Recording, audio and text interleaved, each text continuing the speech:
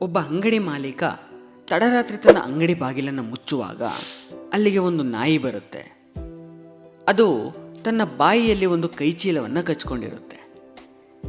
ಅಂಗಡಿ ಮಾಲೀಕ ಅದನ್ನು ತೆಗೆದುಕೊಂಡು ನೋಡಿದಾಗ ಅದರಲ್ಲಿ ಕೆಲ ಸಾಮಗ್ರಿಗಳ ಪಟ್ಟಿ ಮತ್ತು ಸ್ವಲ್ಪ ಹಣ ಇರುತ್ತೆ.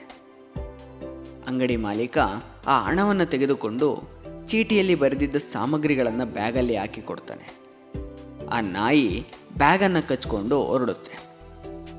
ಇಷ್ಟು ಬುದ್ಧಿಯುಳ್ಳ ನಾಯಿ ಯಾರದ್ದು ಎಂದು ಅಂಗಡಿ ಮಾಲೀಕನಿಗೆ ಕುತೂಹಲ ಮೂಡಿ ಅದನ್ನು ಹಿಂಬಾಲಿಸ್ತಾನೆ.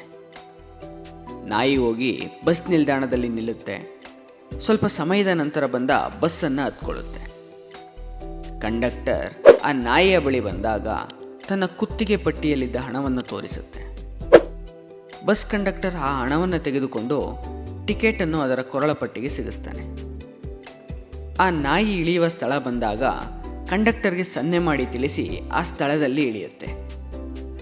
ಅಂಗಡಿಯ ಮಾಲೀಕ ಇನ್ನು ಹೆಚ್ಚಿನ ಕುತೂಹಲದಲ್ಲಿ ಆ ನಾಯಿಯನ್ನು ಹಿಂಬಾಲಿಸ್ತಾ ಹೊರಡುತ್ತಾನೆ.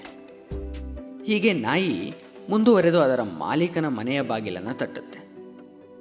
ಬಾಗಿಲನ್ನು ತೆರೆದು ಹೊರಬಂದ ಮಾಲೀಕ ಒಂದು ಕೋಲನ್ನು ತೆಗೆದುಕೊಂಡು ಆ ನಾಯಿಗೆ ಹೊಡೆಯೋಕೆ ಶುರು ಮಾಡ್ತಾನೆ. ಅದನ್ನು ನೋಡಿದ ಅಂಗಡಿ ಮಾಲೀಕ ತಕ್ಷಣ ಸ್ಥಳಕ್ಕೆ ಹೋಗಿ ಆ ನಾಯಿಯನ್ನು ಹೊಡೆಯೋದಕ್ಕೆ ಕಾರಣ ಏನು ಅಂತ ಕೇಳ್ತಾನೆ. ಅದಕ್ಕೆ ಆ ನಾಯಿಯ ಮಾಲೀಕ ಹೇಳ್ತಾನೆ, ಈ ನಾಯಿ ನನ್ನ ನಿದ್ದೆಯನ್ನು ಹಾಳು ಮಾಡ್ತು. ಹೊರಗಡೆ ಹೋಗುವಾಗ ಮನೆಯ ಕೀಯನ್ನು ತೆಗೆದುಕೊಂಡು ಹೋಗ್ಬೇಕಲ್ವಾ ಅಂತ ಹೇಳ್ತಾನೆ. ಕಥೆಯ ಅರ್ಥ, ಜೀವನದ ಸತ್ಯ ಇದೆ ಸ್ನೇಹಿತರೆ. ಯಾರಿಗಾದರೂ ಎಷ್ಟೇ ಒಳ್ಳೆಯದು ಮಾಡಿದರೂ ಅವರು ಸಂತೃಪ್ತಿ ಹೊಂದಲಾರರು. ಮನುಷ್ಯರನ್ನು ಸಂತೋಷಪಡಿಸುವ ಬದಲು ನಿಮಗಾಗಿ ನೀವು ಜೀವಿಸಿ. ಈ ಕಥೆಯಿಂದ ನಾವು ಏನನ್ನು ಕಲಿಯಬಹುದು? ನಿಮ್ಮ ಅನಿಸಿಕೆಯನ್ನು ಕಮೆಂಟಲ್ಲಿ ತಿಳಿಸಿ.